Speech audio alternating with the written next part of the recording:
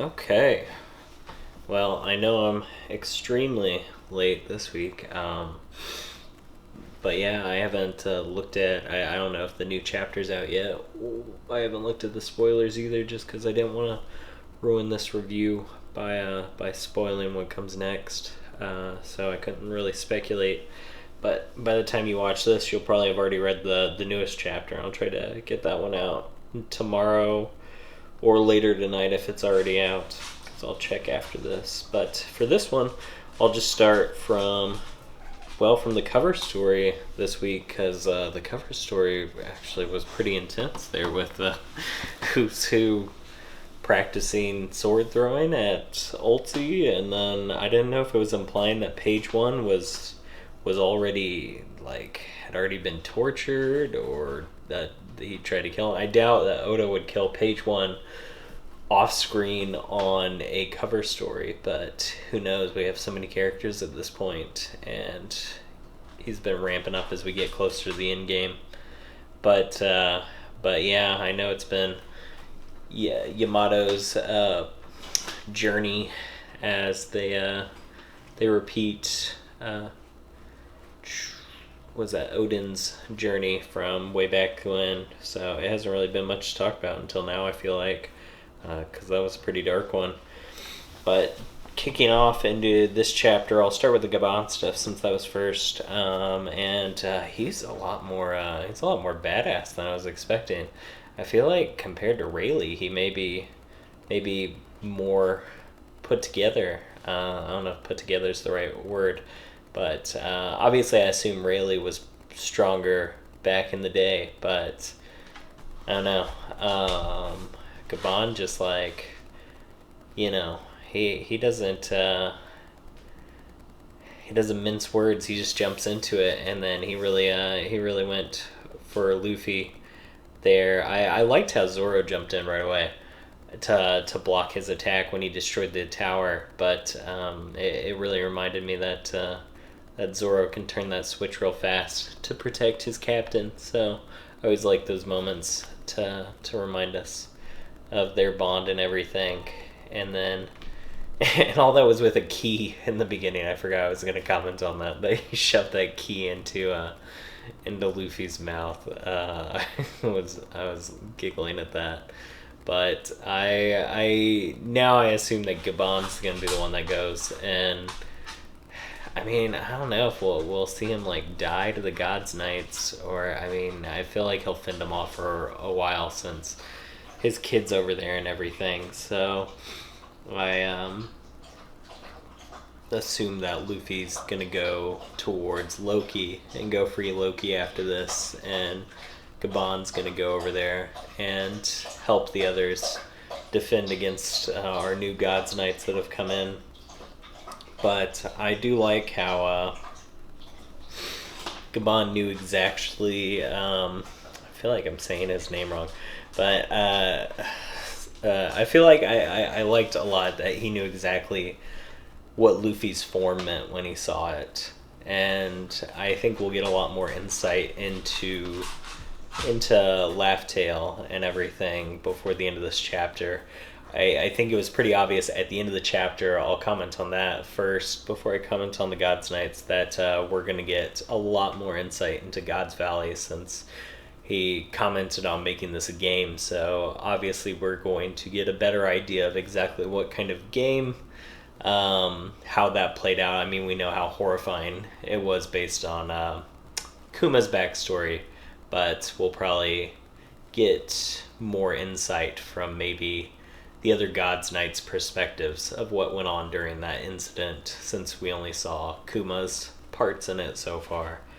But I loved how we finally got two Gods Knights that actually look and feel like celestial dragons. One even has the helmet still, which made me think, why do some of them not, I assumed that the ones that were in the know-how were the ones that they don't give a crap about the helmets. It's just a bunch of bull crap that they feed into the celestial dragons to control them. But then we got one with the helmet on in his form of a weird mythical dragon, or I think it might have been like I'll have to look up the exact name of it, but I think it was like a Chinese mythical beast.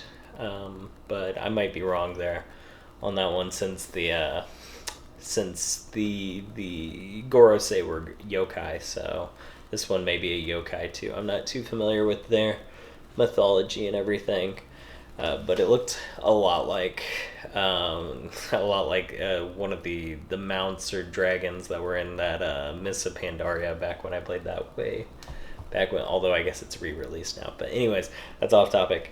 But both of them looked and felt just like celestial dragons, so it shows me that some celestial dragons do value fighting, not just Garlings, or the figurelins, I guess would be the better way to say it. So, because I mean, Shamrock kind of does, but his whole getup, like Garling feels special, and from the God's Valley thing, he looks special compared to the other celestial dragons we've seen. So, so it's nice to see two celestial dragons that are assumingly very powerful compared to all the other characters we've seen, since they're God's Knights and they've been hyped up here.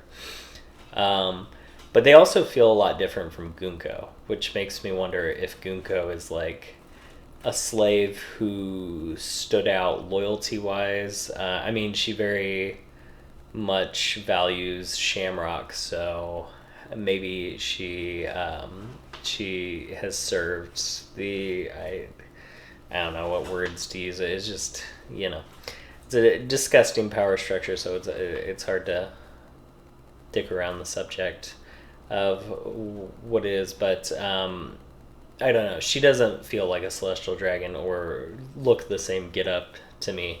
And like I commented on one of the last videos, or the last video, that her hat looks a lot like Sabo's. So I didn't know if that might be implying a certain heritage or something of where she came from. But yeah, I enjoyed that their attitude and everything, and that they're actually dealing with the revolutionary problem, since we haven't really heard much on that in a while. So, but the one guy was clearly complaining about that, although they still haven't done anything about it. So I don't know, the whole God's Knights thing, it's just like, are they supposed to be in the shadows? I guess we'll get more explanation on that coming up, but I'm just like, I don't understand why they haven't been more forthcoming, why we haven't gotten more information on them up until now, especially since they were part of God's Valley, which implies that they did a lot of incidents like that at some point in time. So I'm just like, I don't know. So I don't know if this is like a retcon thing, that he realized if he was gonna have the Marine splinter, he needed to have more powerful people that were going to defend the celestial dragons, and they just kind of came in late into the game in the idea, since obviously there's not enough powerful Marines that would split to be on the celestial dragon side, at least that we've seen so far. I mean, I think he'll surprise us with some of them remaining on their side. And obviously, I mean, that's if the Marines splinter, but I feel like that seems to be pretty heavily foreshadowed up until this point. So I would be very surprised if it didn't happen. I don't know. I could almost see like the world government making a deal with Blackbeard at this point, and that being kind of like the catalyst for the Marines being like, whoa, we're siding with Blackbeard again. So yeah, it'll be an interesting watch and everything. I know I've been commenting on the Summoning Circle a lot in the last couple of videos, so I'll keep it brief this time, but yeah, she can just spawn those out wherever, and it doesn't seem like the one in the castle anymore is one that they created, since she had she had to be there and create it out of it, herself. But at least we got some insight that only those with the Mark of the Abyss can go through these summoning circles. So obviously they have to be marked in some way by Emu to you. Sorry, to use the summoning circle. So at least we have some restriction on that mechanic. But I just I don't know. I want to understand that part of this power more than what we've had so far. So, and I don't know. I guess we'll see more. Since Shamrock's leaving, I think it makes a lot more sense that one of these current God's Knights are going to give us a lot more insight, since Shamrock doesn't... He feels like the kind of person that would just cut off their head, of anybody that might incline to betray them. So, so we'll get more insight, I assume, either through a Who's Who character, or one of them will want to see their own self-interest and not doing what Shamrock wants to do here. But I don't see that. I don't know. Gunko's the only one that feels weird enough that, would be a character that seems to defy the other Celestial Dragons, but who knows? We didn't get really much insight into the weird dragon things thing. He seems like he'll be more of an Usopp character to me, based on the short bit that we've gotten so far, but I might be wrong. He might turn into a psychopath there, or she. I guess we don't really have a gender for them either. Whatever way they want to go. So, but yeah. So, other than that, I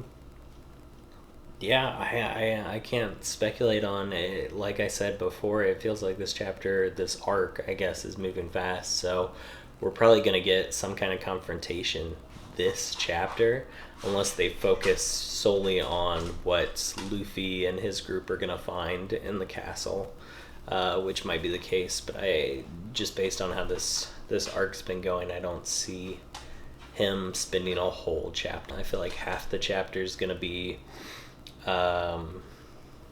whatever's going on with Luffy, and then the other half will either be with the library or what's going on back at the village, of maybe them realizing that something's off on the island altogether. So either way, I think it'll be an exciting week. Well, might be tonight if it's already out, so I guess I'll see it then. But yeah, so sorry I've been so busy this week. I do really enjoy doing these, and I have thought about branching out here. I've been caught up with interviewing for a thesis that I'm writing to finish up my master's, and I won't be done with that for months, but if I get my scheduling down right, then I can fit everything around to try to do a little bit more videos. I've always wanted to review crappy animes, since I like to watch a lot of background noise of those when I'm editing and writing and doing other things. So it'd be fun to insult those. Oh, my camera might shake. My dog just went under the camera. So, but anyways, she wants my attention. So I wish y'all well. Stay safe out there. I know things have been crazy where I'm at, so I assume if you're in America, things have been crazy there this last week. So, or maybe all the time anymore. It feels like it's been all the time. So either way, I hope you all stay safe, anyone that sees this video, and you're doing well. So thank you again for watching.